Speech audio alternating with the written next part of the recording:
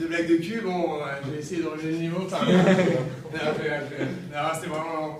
En tout cas, moi, c'est Pierre. En fait, j'ai été à Londres pendant 11 mois. Je ne sais pas si vous connaissez cette ville.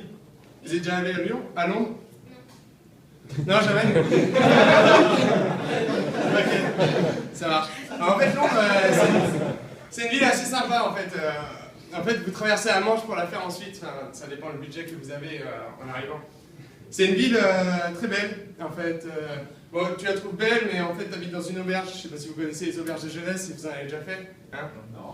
Non, jamais. Jamais parti. C'est ça. Vous restez à Paris, ouais. Les nuits debout. Non, mais en même temps, c'est les nuits debout, je peux comprendre, tu vois. Les mecs, ils sont arrivés, ils ont des cernes, bon, c'est à côté de la République, je viens au Paname, j'aime me divertir, après j'y retourne, quoi. Non. Mais voilà. Bah, pour vous expliquer les auberges, en fait, c'est assez sympa. En fait, t'habites à 8 dans une chambre. Alors, t'as la connasse qui te réveille le matin parce qu'elle va faire ses sites touristiques. T'as l'autre qui revient bourré, donc tu dors pas. Et puis t'as les douches, alors les douches merci quoi. Les douches, t'as un rideau qui te sépare quoi, tu vois. Pour peu que le mec te fasse un... Bon, je vais pas rentrer dans les détails. Voilà. Bon bref. Bon, à part ça, j'ai bien vécu, enfin 4 mois dans les auberges, donc j'ai bien galéré, comme on dit. Après j'ai trouvé du travail. Alors, j'ai trouvé du travail dans un resto italien, mais qui dit italien à Londres dit tchécoslovaque. C'est-à-dire que mon chef cuistot, bah, justement, il était tchèque. Mon autre chef était pareil, tchèque. Et mon chef, de plonge, il était lui hongrois quoi. Donc tu te retrouves un peu dans la merde, donc tu démissionnes très vite. Alors ensuite j'ai vendu des assurances. Ouais, l'assurance c'est sympa, hein. C'est un métier qui demande beaucoup d'occupation, surtout quand tu vends des assurances en France en fait. Tu sais, t'es à Londres mais tu sais pas parler anglais, en fait tu y vas pour apprendre l'anglais mais au final tu rencontres plus de français que d'anglais, donc ça devient compliqué. Voilà. Voilà. Et après je suis retourné à Paris, enfin, je me suis dit Paris, ouais, c'est une belle ville, c'est sympa, hein. Surtout maintenant, je trouve qu'il y a pas mal d'ambiance,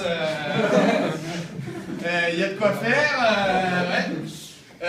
Paris, en fait, je travaille dans un magasin de vêtements. Alors, vous voyez les vêtements, tu sais, où la production coûte 2 € et en fait ça vaut 200. Vous situez un peu, enfin, le Made in China, un peu, voilà. Je travaille dans ce genre de magasin. Alors, ce qui est sympa, c'est que j'ai beaucoup de clientèle asiatique. Alors, ils sont tout contents, on dirait qu'ils marchent sur Mars quand ils viennent chez moi.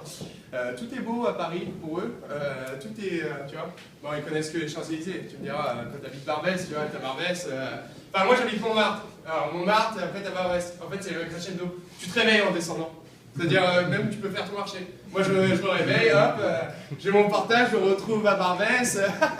T'essaies de vendre mon portable, là. C'est marrant, je l'avais vendu. Enfin, voilà. Là, c'est cool, c'est cool. On va pas emmener un magasin, je vais en revenir. Alors, j'ai une clientèle asiatique, ouais.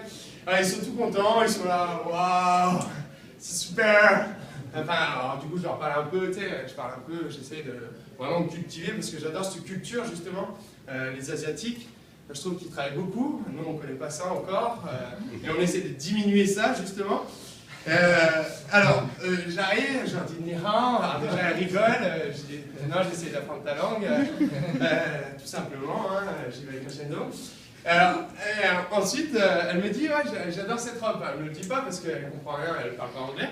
Mais je lui montre une robe, elle rigole. Je lui dis, non, mais te fous pas de ma gueule, c'est fait en Chine, hein. Fais pas semblant. Hein. Non, mais avoue que tu l'as déjà vu, hein. On la connaît. Bon, ouais. Il y a un truc que j'adore aussi à Paris, c'est en fait, c'est la mode des chaussures à néon en ce moment.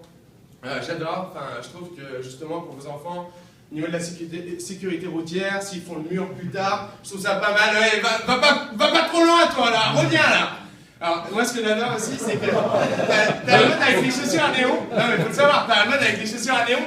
Et Canal pose avec le gilet jaune. Je me dis, franchement, la mode dans peut-être 5 ans, c'est avec le gilet jaune, chaussures à néon, soirée tuning, tu vois. Bon.